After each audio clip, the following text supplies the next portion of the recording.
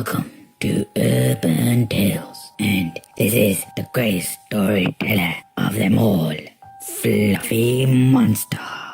So let's recap.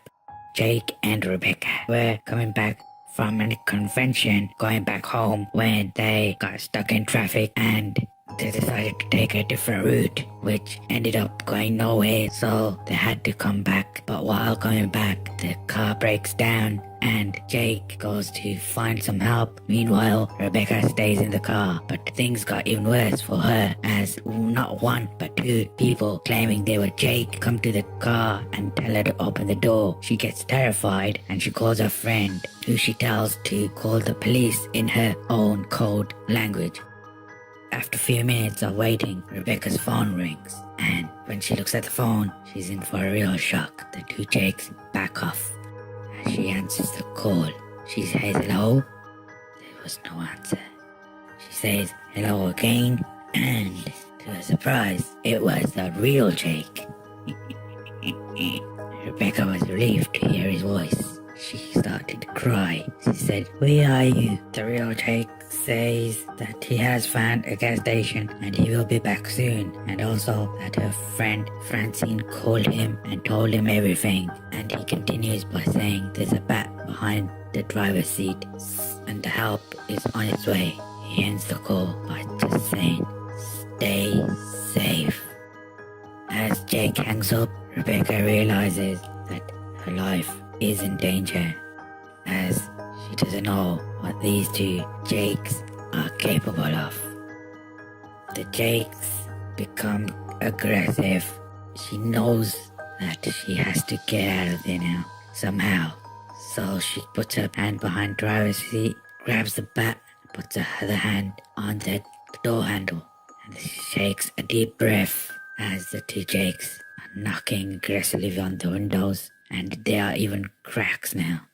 She quickly opens the door and the door pushes one of the Jakes back, and then she hits him on his head with the bat. Doesn't seem any effect on Jake, but she just runs without any thought.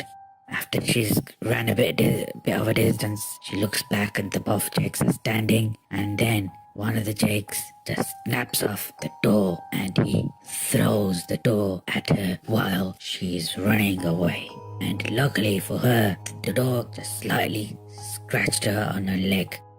Even though she was in pain, the adrenaline helped her to get away from danger. She limped away as fast as she could. And then suddenly she sees a bright light approaching her. It was the police car. She runs towards the car, waving her arms. The police car stops and a cop comes out and approaches her and asks her what had happened. She explained everything. The cop didn't know what to think, so he takes her to his car and slowly drives towards where Rebecca and Jake had broken down. When Rebecca points at the car door and then points at her leg, the cop noted the door was quite far from the car. They drove for at least another 150 yards, and the cop was even more astonished when he saw the state of the car. It was in pieces. He thought to himself, how is this even possible? It was probably just an animal, and Rebecca was just in a shell shock that she thought it was two people. The cop told her, don't worry about anything, that they will look into it and they'll make sure Jake comes back home safe. He arranges her trip back home, and the next day Jake comes back home as well. After that incident, Rebecca and Jake never traveled long distance by road, and they never figured out what those two Jakes were and why did they just break into the car when Rebecca was sitting inside it. Well, some things, as they say, is better to be kept a mystery. That's the story of Rebecca and Jake.